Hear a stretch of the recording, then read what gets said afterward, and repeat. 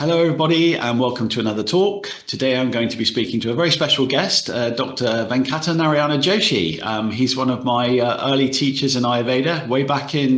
I was just trying to think this morning when I was at the College of Ayurveda, probably like 2000, something like that. But very early 2000 anyway. I think I was there like 2000 to 2004.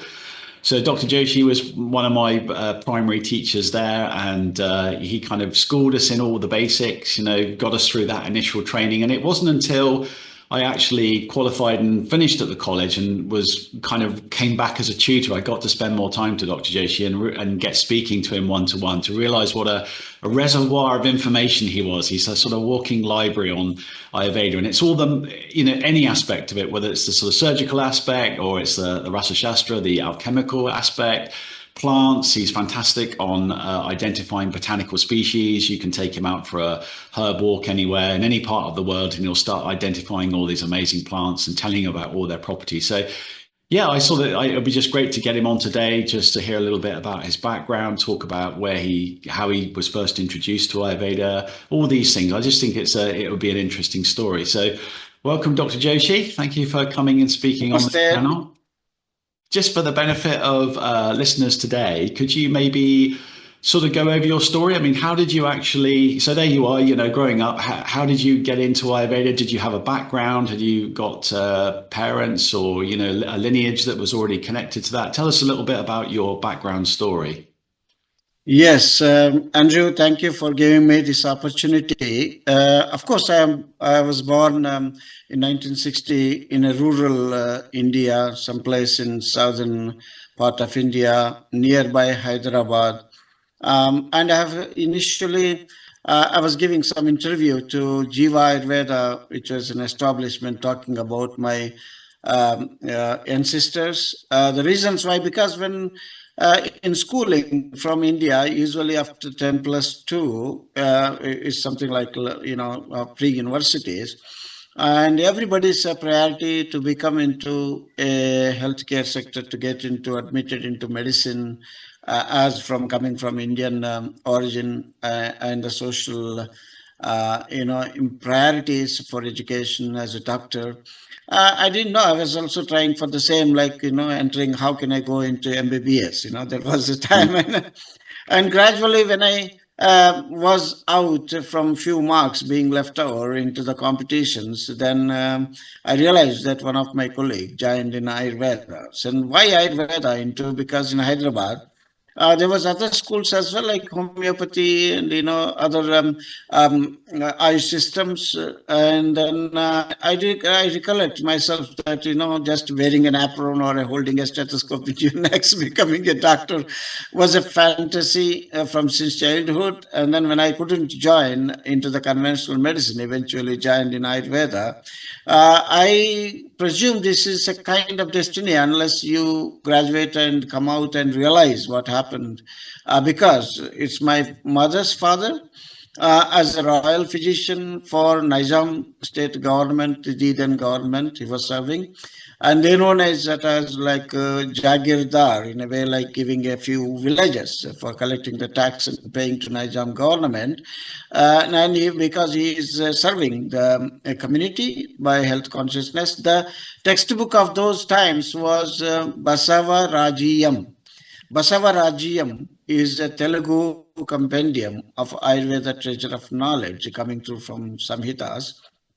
And that was his book, and he was following it and practicing it, and eventually recognized and rewarded by Nizam government. The then government of Nizam state used to give villages for taking care of and paying taxes back, or huge amount of lands being donated for these community helpers or healers or social workers. And similarly, when I traced back, I didn't know until I joined in Ayurveda and being graduated that my father's grandfather, my great-grandfather, and he was also a royal physician, Gopala Bhatt Joshi from Daulatabad in Telangana, now in near Hyderabad. And similarly, he was also under the royal patronage of the Nizam state, and where the lands are being, enormously donated on the charity basis for this royal physician. So this was looking from Devanagari Ramaya perspective of my maternal grandfather or paternal great grandfather. Both were originating for their services being rendered for the community into the health, and that was the seed what I strongly believe in my family, because when my grandfather, I was a young graduate, and he was pointing out me among 30 plus of grandchildren, and one among that, you are the one who are, who did well. In a way, like, I couldn't understand what he was speaking about, but then he was meaning that, his father's role of royal physician or Ayurveda practices are being reinstated by me. Even today, I have those books with me, coming from those times, and it is historical to see that how significant some of the textbooks, like ancient old textbooks, Oh, wow. and it's Yeah. just yeah. So they're all there with me, coming through from this hierarchy. So Ancestry. what's the basis of those books? And you said that they're drawing from the classics like Charaka Shashrut, but are they're their own? Absolutely. The ancient scriptures of Samhitas were being transliterated into regional languages, like Mhm. in Telugu language, and that's how Basavarajam is one, and so many other texts. They were all following because of the regional language priorities for community healthcare, and they were preparing the natural medicines, and it's like a home pharmacy being, individually tailored practices they were all offering, and that's how they got rewarded for their services and recognition. So today we see that because in the global level, the renaissance, and of course it's a regrouping of all these traditional systems, is very rich into the recognition, because from 2014 onwards, when the government of India has been changed to Honorable Prime Minister Modi, who started reinstating yoga into United Nations and global awareness about this International Yoga Day coming on June 17th, and the other things are like the International Ayurveda Day being celebrated. So the patronage for Ayurveda and traditional systems with the WHO collaboration. Global Center for Traditional Medicine is now established in Jamnagar, in India. Mhm. So, coming to this historical, wisdom is being renamed, reshaped, regrouping, and into the global awareness of the healthcare for the integrated protocols or futuristic integrated method of healthcare.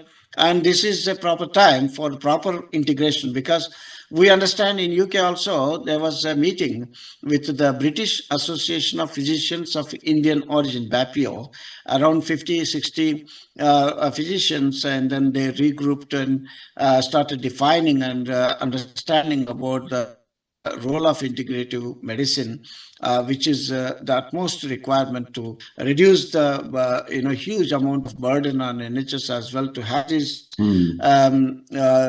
what preventive aspects or health promotional perspective to the non-invasive protocols of healthcare, to minimizing the surgical interventions and pain management. So many areas where the complementary systems or traditional systems are coming through, and that is where we are standing now for the proper integration and working through decades. In UK, you know that we were there in Thames Valley University and we were Middlesex University, and these wonderful programs of BA Honors to BSc and MSc programs. Now there's so many collaborations are going on. We are, of course, back to still we are trying and struggling to exist ourselves into the reaching out to the community level.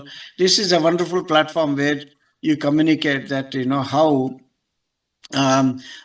European countries and our UK significantly has raised understanding about these traditional systems and health for prevention to lifestyle disorders, and so many conditions where we can offer through from proper dietary and management to the individualized therapies or the kind of yoga protocols to a preventive aspect and health promotional. So wonderful to see where we are now, and we are trying to move forward from here. I know that Andrew over 2 decades now being in UK, and his contributions, and then we were together bringing this awareness through platforms of, they introduced me to the Germany for alchemy practices. Wonderful to see, and how students were interested, adult groups of learning, and that is the way, the curiosity for knowing and reinstating these traditional systems. 195 plus countries now with their richness. Because why I'm mentioning all these countries, the first ever my travel to out of India, 1989, in the Johns Hopkins Medical University, Baltimore, because we were there as a postdoctoral trainees and we could publish some papers in Ayurveda as well. I was wondered to see in Baltimore markets, regional markets, some of the old women were sitting and selling these herbs, and that fascinated me to looking into 1989, where these old women selling the traditional herbs in the United States of America. That fascinates me to understand that each country has its own treasure of the natural systems of food. I suppose it was like the late 90s. I kind of got interested in alternative medicine, and then you drift into things like, obviously, homeopathy is quite widely available over here, and then a little bit of Western herbalism, but it didn't really kind of spark my curiosity. But then a friend of mine had just come back from a trip from India. He threw this book at me and said, "You might enjoy this." And then it was just a very basic introduction to Ayurveda. And it's something about it, it just kind of draws you in. You get captivated by it, and it's multi-level. There are many aspects of Ayurveda. You've got the sort of surgical stuff, you've got childhood diseases, ENT, even kind of stuff going into sort of semi-psychological works as well. It's a very broad spectrum of study. And I think that's probably why it's appealed to so many people, because there's something for everybody in Ayurveda, even if you're not intent on trying to learn the whole thing, which is impossible anyway. But you can find areas of specialty, that you feel or you resonate with, and you want to spend more time with that. So I wanted to ask you, so sort of growing up as a young person in India, you've got this ancestral connection. There had been grandparents that were involved and kind of introduced you to it. But I mean, growing up back then, how much was Ayurveda a part of the traditional day-to-day life? If people got sick, did they just think, okay, go and see an Ayurvedic doctor, or was it kind of a little bit Western, a little bit Ayurveda, or was it mostly Western and then Ayurveda was the alternative? What was available when you were growing up, particularly in a rural area? Yeah, when I have been graduated and then started my practices in rural area, like I said, Telangana or Hyderabad and Daulatabad. But then the interest for in the community, because of course there is an awareness is there into the elderly group of people that traditional, because it all coming into the familial practices. For example, home remedies to the kitchen remedies, and so many things being offered, and then everything is known. But then this Western system and conventional medicine fascinated and put into the deep roots into the rural sector, even because of this easy accessibility to attractive, lucrative kind of healthcare for instant reliefs, maybe, and so many things. Then it was a hardship for me to educate the rural people that they are stepping over. For example, malnourished children in the villages, when they are stepping onto the landscape of the agriculture, the wonderful plant like Centella asiatica, for example, it's a Manduka Parani, it's known as Brahmi. So the children are stepping over it and then walking in the fields of the agriculture. When I educate the parents, it's a wonderful herb you have, and then you just boil it and cook it and make it a nice dal or soups and curries and with the coconut chutneys and so many things. When we offer them, I said, oh, that's all right, because it's there everywhere, and they didn't really care about the value of this nutritional support of health benefits of this back Central Asiatica, Hydrocotyl Asiatica. So this is the reason why it was a tough task, challenging for me to practice Ayurveda and then bring awareness. Otherwise, like the multi vitamin, colorful pills and injections, and that is the way the health consciousness Yeah. in the rural areas. They are so much satisfied. Even a placebo therapy or giving an injection for nothing. So this is a big challenge. But then these challenges slowly coming up now, merging into the consciousness as the education is growing, awareness is growing. This is where the Ayush systems of healthcare is being propagating. And recently we can see like mass scale of this 140 million people being targeted for a constitutional diagnosis, for example, like Prakriti Parikshanam, and started with the President of India to all the sectors of regional people to understand that how significantly. So this is a growing interest, and then that is where, but still we are not at higher level to the, in contrast to comparison to China, where traditional Chinese medicine reached out. The evidence is very clear. If you go in London and every corner street, you can find the traditional Chinese herbal centers rather than Ayurveda centers are being supported by. The reason why, because the government has to do enormous support and subsidies being given and billions of dollars spent for monographs to prepare in Kew Gardens, and that is the way the standards of awareness of these natural resources coming through from the Asian countries are being spread out and being recognized, monographed, and standards maintained, and coming through with the medicines and healthcare regulatory agencies or European herbal traditional practices, and all these regulatory systems with the testing protocols being introduced.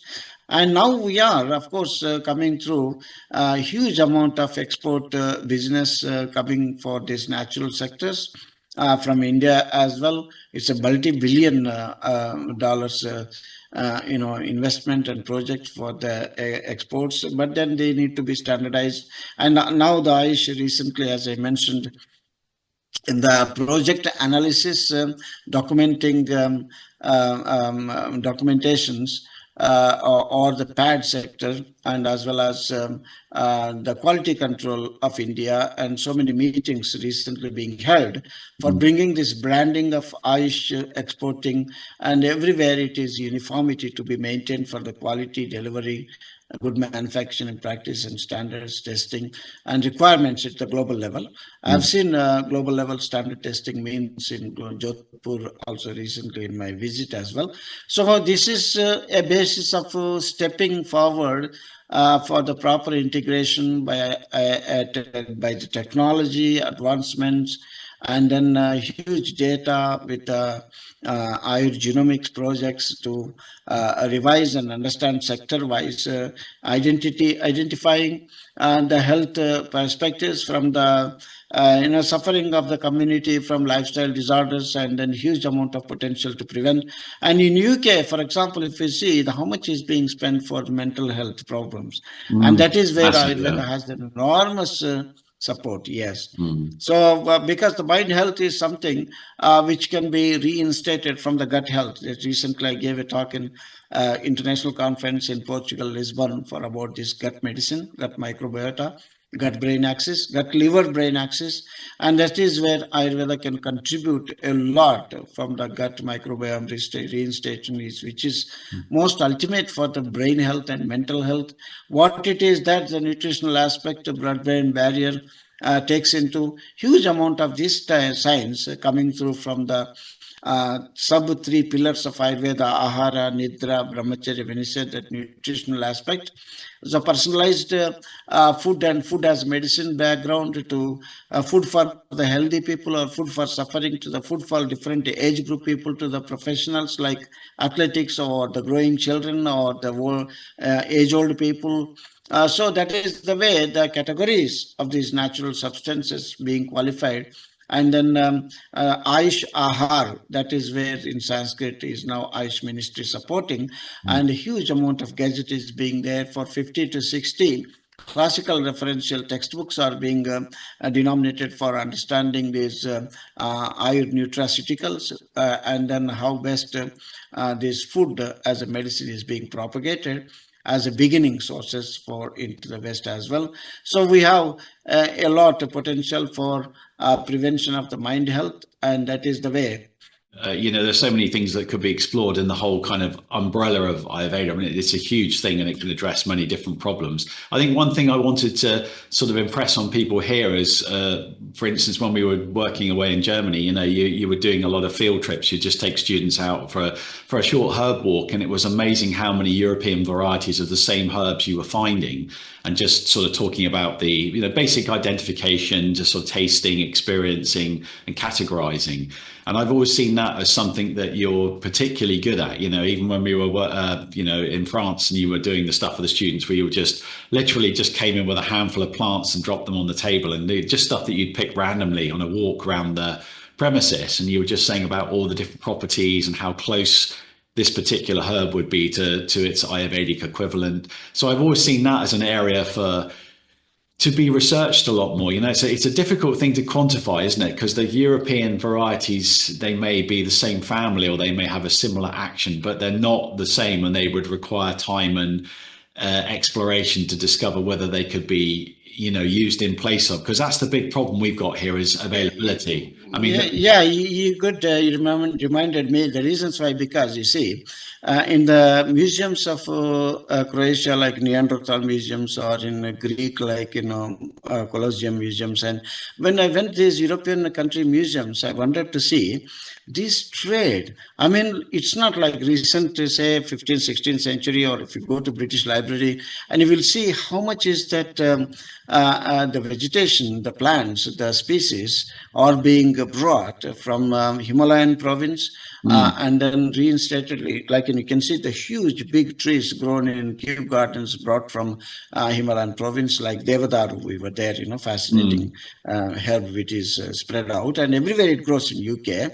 And similarly, as you mentioned, in Germany, this Kakamachi, which is Solanum nigrum, the species. It is Solanum dulcamara is a poisonous species. Similar genera, Solanum nigrum is an edible species. We have like a black tomato-like berry fruits, or red tomato-like cherry fruits. Solanum nigrum, Solanaceae, as a nightshade family. Of course, it is a negative perspective into the dietetic, but then some of the species from the family, they are like nectar.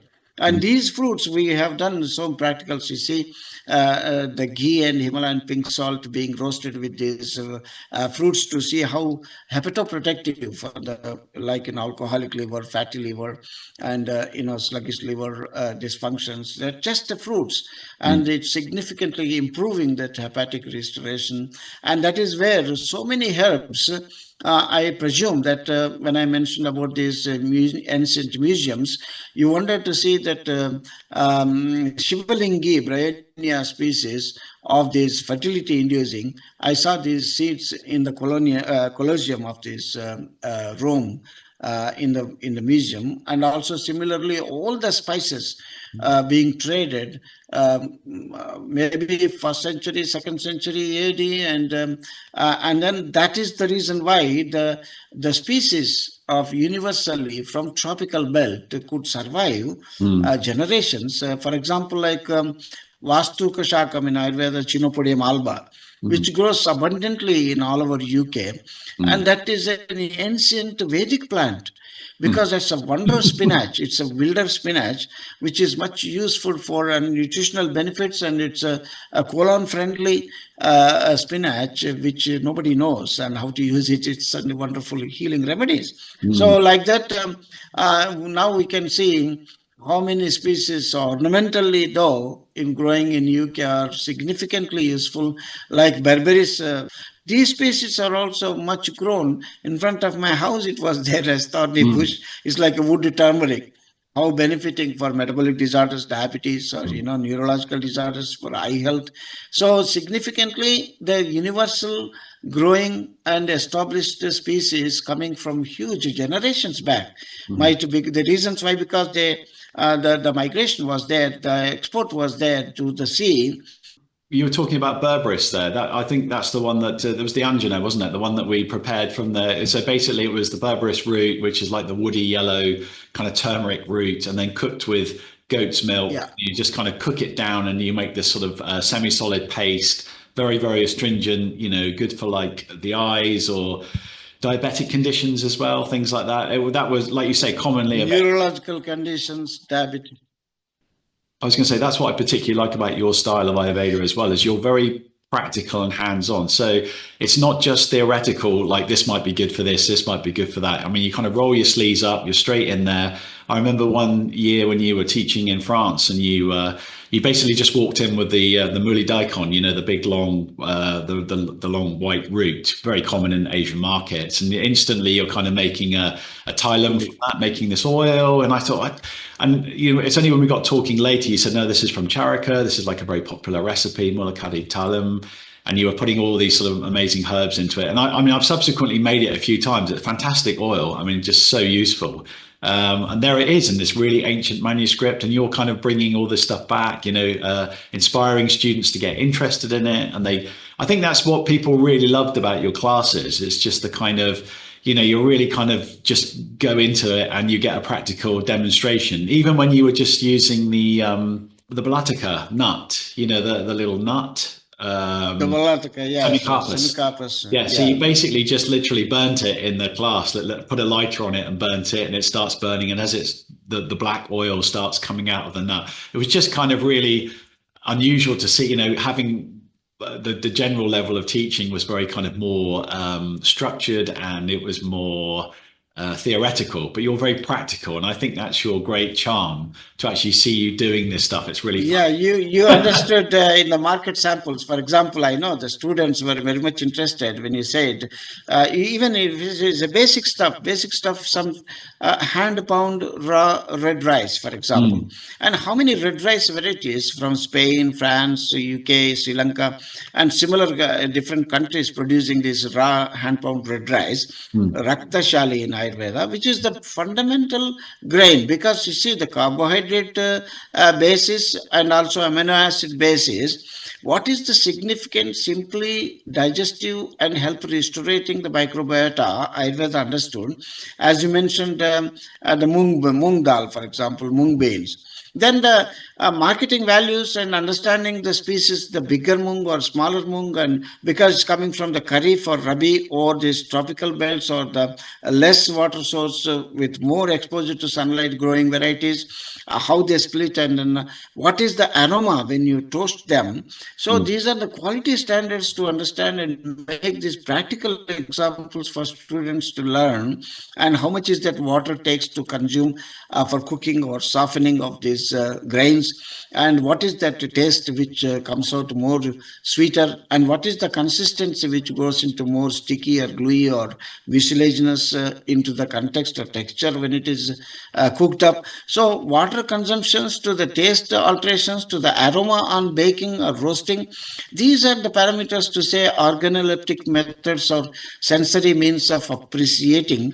This is the most epigenetic aspects of the nutritional transformations. Ayurveda contributes a lot, because by thinking of the food or memorizing it or seeing it and tasting it or smelling it, and before being consumed, and this is the wonderful epigenetic transformations of the gut pleasing state for reinstating of this microbiota.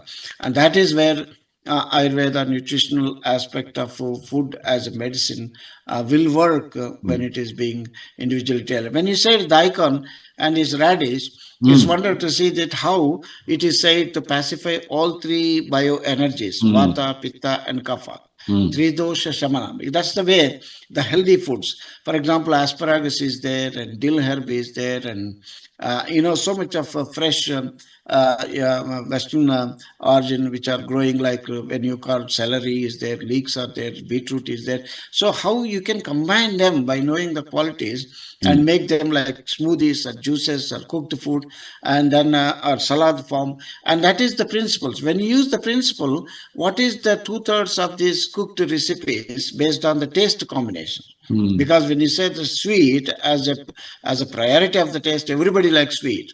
But then it is not the same sweet where it is coming through from sugary or donuts or the maida or from biscuits or so. You can make a wonderful sweet recipe. You knew that the Sri Lankan Caryota urens, the kittul, I use it to prepare a lot because you get it kittul treacle or kittul jaggery. And why simply just mixing with the lime juice, the green lime and kittul combinations. Nowadays, the weather is very good. The sun treatments. You understood in Germany, we have done so much of sun practicals. Because the sun is a mechanical, this a transformation of the quality is being cooked under the sun. And that was an amazing preparation you did with the where you were doing the ginger root, where you were just putting it into the slaked lime, adding water to it, and it produces this huge amount of heat where the limestone reacts with the water. You get this huge sort of release of heat, and it was literally just cooking these ginger roots in this white paste, and then you just leave them till they cool down, and then you're sort of peeling them, and just very, very simple techniques, but work so well. You see, limestone, when you say in the Wales, if you go to the natural limestone, and in Germany, because the calcium carbonate and plus H2O, calcium hydroxide and carbon dioxide being released, whatever but this is say earthen pots or calcium limestone, and then this natural ginger or turmeric even. So the transformation is like transformations. Some of the things may be required like organic milk to pour for the kind of effervescence, like heating process, and sun adds up into that. So it's a one treatment, two treatments, like 7 treatments. And you can slice these rhizomes, like whether it is a ginger slices or turmeric slices, to look after one treatment, what are the transformations, the color, consistency. And that is where a therapeutic bioavailability, the bioavailability of the medicinal source coming through from simple spice like the king of spice like ginger. For example, queen of spice may be turmeric. For example, I'm giving these 2 names. The reason why, because the accessibility of the turmeric Himalayan pink salt combination, maybe some other combinations with the honey and lime juice combinations, how they appeal to the taste appetizers for the stomach as a stomach aches, for example, to improvise the enzymes and hormone functions of digestion system. But then that can be extended from the gut level into the musculoskeletal level. Ayurveda's understanding about the therapeutic benefits is 3 levels, coming through from circulatory level, plasma, lymphatic, blood, and circulatory peripheral skin. And these are all areas which is being spread out, and bioavailability of the active ingredients from the food sources being digested from the portal system liver into the circulation, and then the reinstating health from that point.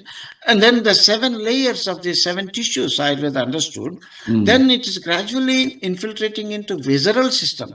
There's like 10 major organ systems or 42 total organ systems, soft tissue systems, which are like liver, spleen, pancreas, heart, lungs, kidneys, and these ileocecal junction. These are the criteria where these the active ingredients transporting or reinstating is a kosta in Ayurveda, and you say shaka, kosta, or marma when it reaches to the musculoskeletal system, the hardcore tissues. And then bone and bone tissue, bone marrow, neurological system, that's the highest level of efficacy to reduce significantly the inflammatory process. Or, this is the way the food is also accessing from the digestive, absorption, assimilating level, reaching out into the 3 levels of the tissues being divided in Ayurveda. So fascinating to see how this simple ginger can be transformed into shunti, because the taste transforms. The pungent taste transforms into sweeter, into post-digestion effect. Is that the action of the milk and the heat on the root as it's all going through that? And it's all sort of very self-contained. There's no need for external heat source. The lime is generating all this natural heat. Just wonderful to retrieve the rhizome and then dry, and then you can powder from there if you want, or you can use as is. But yeah, amazing. I mean, it's very, very simple technique, but highly, highly effective. As was the like the Balatika nuts, mixing them with the jaggery, little jaggery, wasn't it, to sort of neutralize its toxicity. Very simple technique, but works very, very well. Yeah, because that's when you say that the ginger transformed shunti is able to reduce, that means like arthritis conditions, non-specific chronic fatigue syndrome, And that is beyond, from the gut level of dysfunction to correct to the musculoskeletal, neurological level of correcting the things is a transformation of the 7 treatments Ayurveda is mentioning about. That's the transformation of this taste and then perceptions and the combinations of sweet, sour. Salt is just a mediator because salt has no significant change into the quality transformations, but then pungentness is there, bitterness is there, astringent is there. These are the 6 taste combinations, whether it is coming from the food as a combinations to health restoration or food as a medicine combinations to health restoration, and then going beyond to the herbal texture of understanding these potencies coming from the hot and cold principles of, selective process of like exothermic or endothermic, like whether it is antioxidant to the free radical control.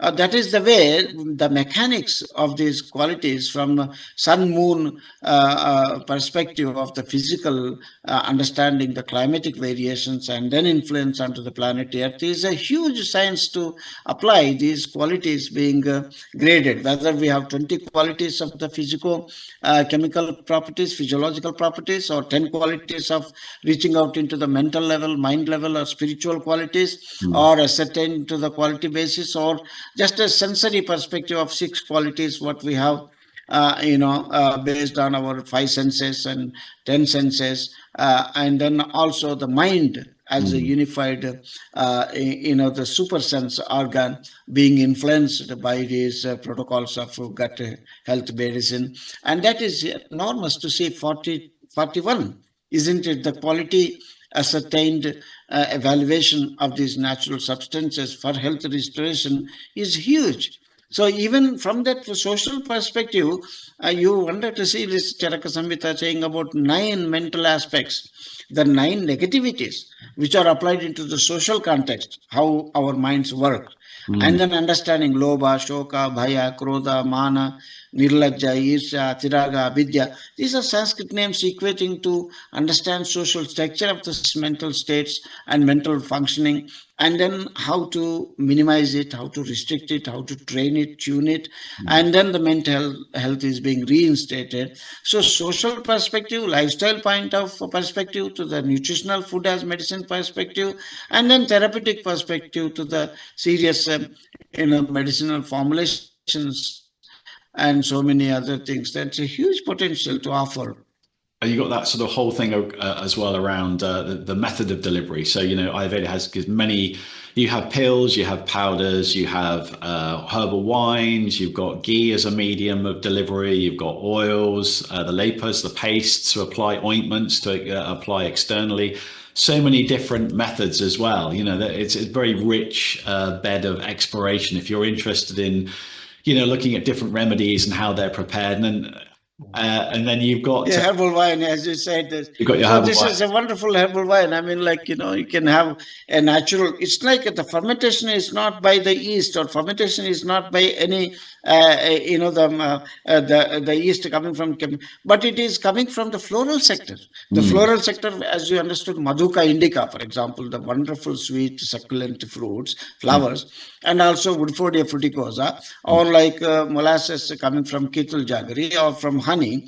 So maple syrup, so many agave syrup, so many things are there, Ketul treacle or coconut treacle. So these are the natural sweeteners coming through from the plant sources, from flowers and then extracts, are used to basis for fermentation with all these nutritional, as you mentioned, whether it is beverages preparations to the recipe preparations, lehem preparations, or oil preparations, medicated ghee preparations, tablet preparations.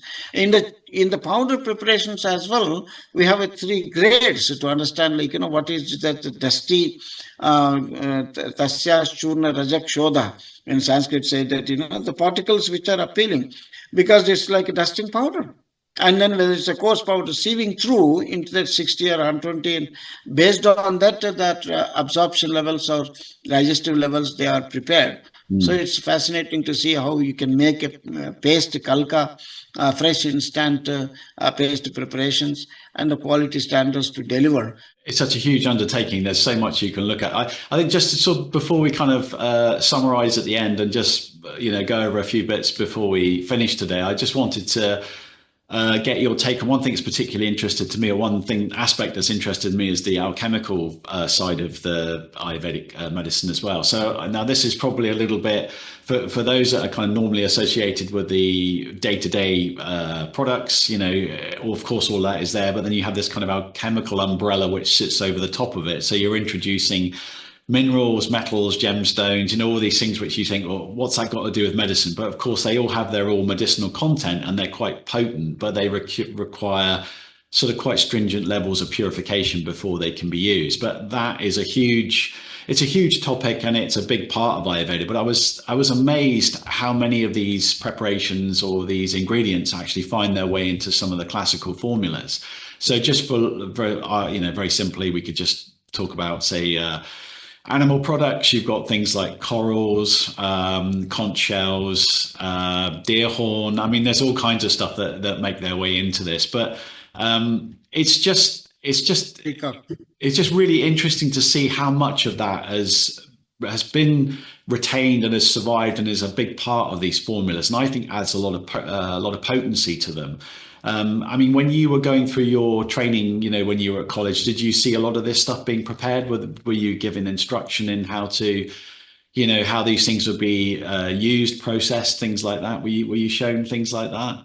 Yeah, as you mentioned, of course, because it is some of the calcium carbonate products, like whether it is a pearl pet or pearls or corals, or they because there's different calcium carbonate richness coming through. Well, even the peacock feathers, for example, of course, you prepared that one, I understand. So the herbal combinations, herbal mineral combinations, and then the metallic formulations, because they studied a group. Because when you say for RM gold, for example, the gold, such a wonderful supreme metal in the physiology, for example, for the fertility based, for infertility conditions or spermatogenesis. So that is the most important RM need to be in physiology in the traces, what it is admissible. That is known as Swarna Bhasma. So how much is that huge potential gold RM preparations and gold ashes preparations, triturations, and also now we can see even the children for their mental health. Swarna Prasha, Swarna Bindu is very popular in India, where these drops of these Acorus calamus vacha to the major substances with the gold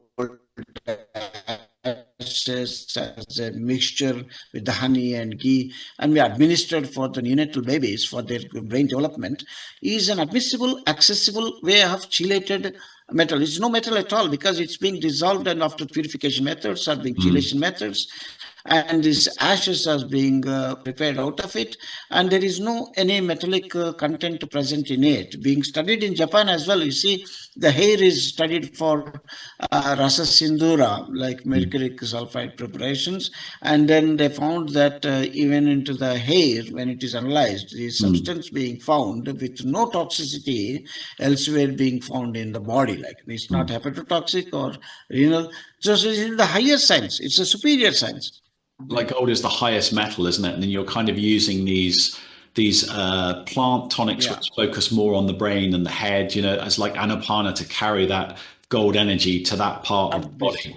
Body is a composition of this cosmic dust. We have all these traces of elements present in us, but then these elements are into the limited value and amount being present. It's not like contamination. It's like polluted level of contamination, which are much more appreciated. And why we should be wearing these golden ornaments or like silver plates and dishes, cooking or eating and serving, because there is for this traditional richness of this quality enhancement from these natural sources or consumption. I was going to say, there was a lot of texts that I saw which were talking about, obviously you can prepare gemstones as, you can just grind them with rose water and make these pishtis, these very fine powders, or they can be burnt and then calcinated. And the idea that the gems are kind of calling in like planetary energies, and because they're now microparticles in the body, they're kind of focusing those planetary energies into the body. I just find those really, really useful. Simple things like coral can be really good, very cooling, very penetrating, good for any kind of muscular conditions or things like that. Or you've got like garnet. There's cat's eye, you've got ruby. I mean, these are obviously expensive gemstones, but I mean, there are sort of secondary stones that you can substitute. So, it opens up a whole interesting field of exploration there. I mean, they are kind of amazing to work with. And, I got a little bit of experience of that when I was in Sri Lanka. One of the doctors there was a bit of a gem specialist. So I managed to get hold of some material to process. So I was able to do quite a few different gemstones. And it is interesting to see the different effects that the different stones have. There's a noticeable effect between the stones, between like a sapphire and a ruby, there's a big difference.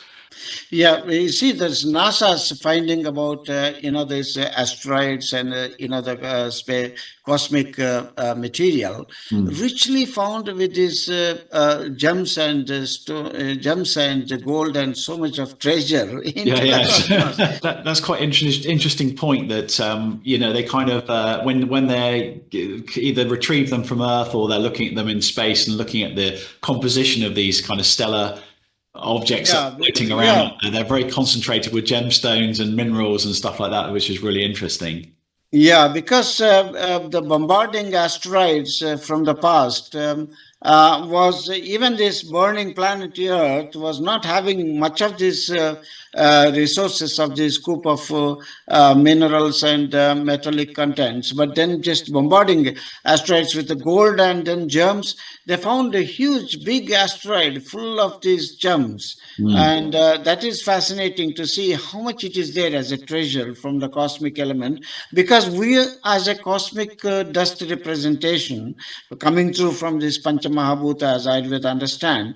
So our body physiology similarly naturally have these traces of metals and minerals in us.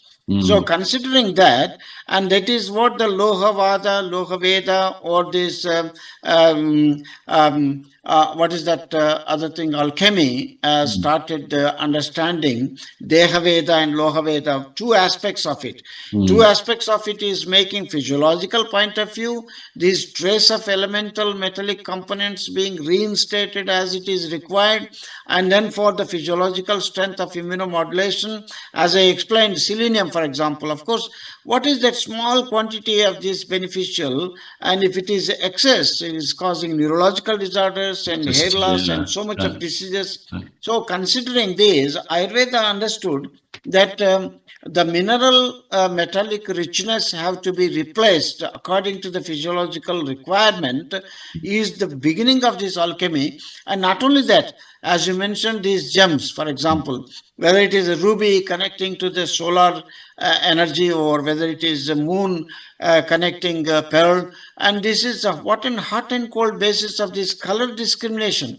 White is the moon as a pearl for the cooling effect into the body or mind, and ruby is red for solar plexus into the effect of this blood or the energy of this enzyme mediated functions. And from physiology to the sensory perspective, mind control, ornaments, and this is the way amulets are being used, and their water connections with it or rituals being conducted of it. Huge amount of astrological data was missing link into the health reinstation, and that in our samhitas, in our scriptures, we can see the karma vipaka siddhanta. Karma vipaka siddhanta of these textures is clearly giving what kind of these deeds were reflecting into the kind of negativism from the mental psychosomatic perspective, diseases, suffering, and that is being minimized. These amulets or gems and gold and so many things are being used as an ornaments or rings or the necklaces, and this is the way. Then the enrichment of these metaphysical components of transformations and bio usefulness of these substances. Then the biological, physiological usefulness. They started processing them, curing them, treating them, chelating them, and preparing them to the extent of these ashes known as bhasma. And that is where alchemy is a higher science of its noble for the understanding of astronomical means of events to the astrological point of consideration to the physiological point of benefiting, and then is a universal way of understanding the solutions for suffering. For example, artistic spectrum disorders. Ayurveda's indication about the use of silica is when I was there, we were there in Dubai for the international conference, understanding these cold nights with the immense moonlight transforming the silicon near the beaches or the water as a perfect scenario for preparation of mental health from Ayurvedic rituals, burning of the herbs and then using of this cow's ghee or cow's urine and so many other things as a transforming substances for anointments, applications, wrappings, or lamps or rituals. So this is the added value for therapeutic protocols or lifestyle management for bringing down these psychological or mental diseases and karmic diseases. There's a huge potential of knowledge is there attributed to this alchemy. It's very sort of lunar anyway, isn't it? Anything to do with the mind is very much associated with the moon. So often just by looking at if you look at your horoscope, your birth data and see where the moon was at the time of birth. So a very full moon,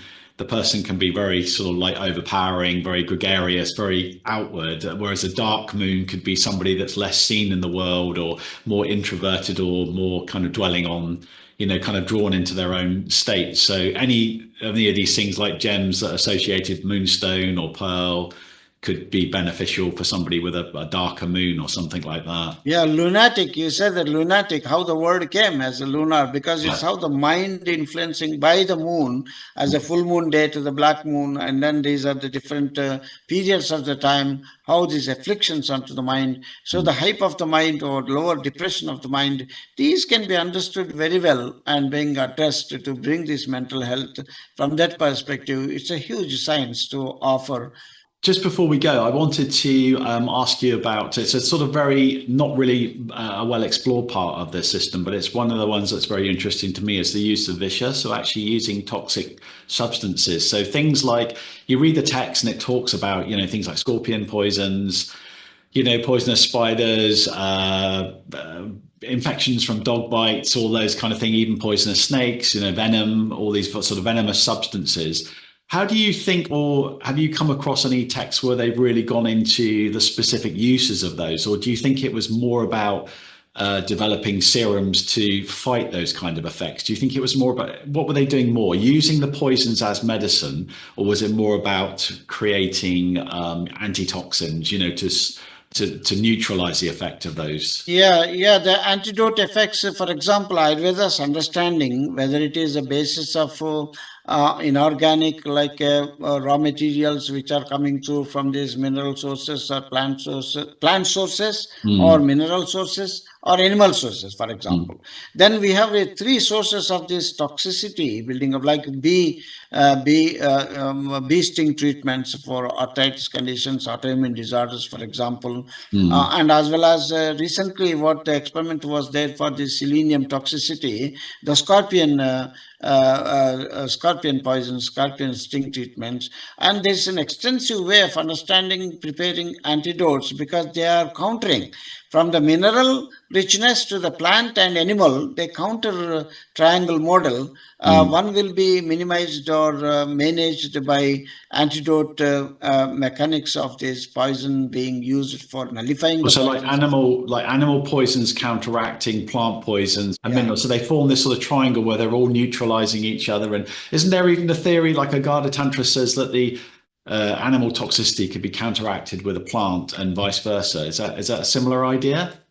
Yes, because that's also we can see, like as you mentioned, like upper part of lower part is administering certain things in Ayurveda with this the species of these juices into the nasal sector, for example. Then how these mucus secretions from this hepatobiliary system is being drained out and then coming through from the gut in the lower functions. Whether elimination process, whether it's the applications like Punarnava root, for example, into the collyriums of the eyes for snake bite treatments, for example. So how these mucous membranes in the oral buccal cavity or conjunctival absorptions are meant to nullify the animal poisons like the snake bites as a traditional in Kottakkal. If you go and see traditional snake bite stepwise detoxifying treatments, panchakarma treatments, and that means that. So as you mentioned, upper part or lower part is like whether it is a virechana like laxatives or like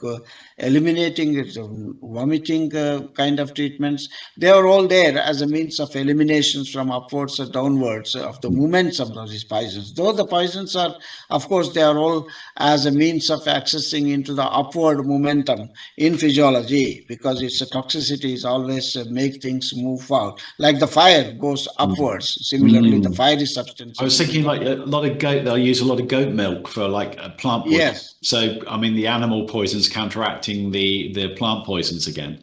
That's quite a common. Goats are very well used or well the goat is very significant, important, and interesting to see, because there is hardly any herb which the goat does not eat, like Acalifa species or like Asclepiades, one of the species only the goat dislike to eat. Otherwise, it eats all the herbs. That's the reason why it's therapeutic benefits coming through from the milk of this goat's milk, nullifying, neutralizing. And they're sort of habiting the more mountainous areas as well, where you're getting all these amazing herbs growing. So maybe that's another sort of crossover as well, isn't it? There's an animal that's very agile in the mountains and can go very high to feed on these sort of auspicious plants growing in the mountain areas. Yeah, exactly. Dr. Joshi, thank you very much for coming on and speaking about all this amazing stuff. I could just chat about it all day. It's all fascinating. So, I think we'll wrap it up there. And I think just before we go, let's just maybe let people know. So, are you still? If people want to, what's the best way for people to get hold of you? First of all, so obviously there's your website. How about if people wanted a consultation, or if they wanted teaching, or just what are you doing in general? How do people get hold of you and connect with you? Yeah, at the moment we are doing online courses, and also I'm teaching with Mexican School of Ayurveda to Hungarian School, or from Croatia and France, and these are some of the students where we are at the moment teaching online courses. And then we are trying to plan for Rajasthan University, where the exposure to the Indian. So it's like an exposure to Indian universities, and then we are getting on hands-on training and teaching, and in the hospital training to the online to the also in UK, for example, we are associated with the Kew Gardens, and then in educational programs, bringing into the practicalities, what are the resources available. So it's very interesting, and even we can conduct for community health awareness programs or educational standards, and equally with the by appointment consultations as also I'm doing at the moment. So I'm much involved with this Ayush recognition, Ayush Ministry accredited Ayurveda programs at the moment we are doing and conducting.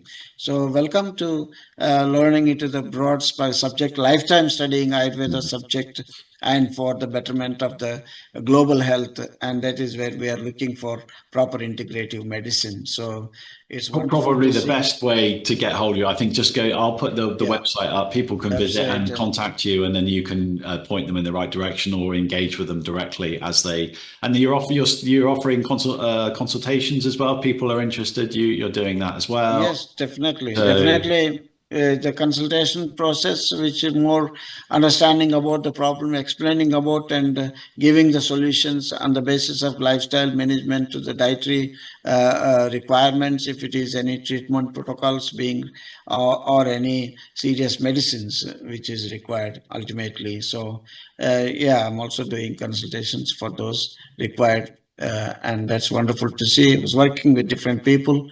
So yes, easy to access through email or my website, or even my phone also, which is there. And I'll put all the contact details and people can get hold of you as they wish. So fantastic. Well, thank you again, Dr. Joshi. I appreciate your time, and keep up with the good work. It's all fascinating stuff. And I could just spend all day chatting about this, but we have to stop it somewhere. So thank you again. And speak to you soon. Thank you. Namaste. Namaste to you all.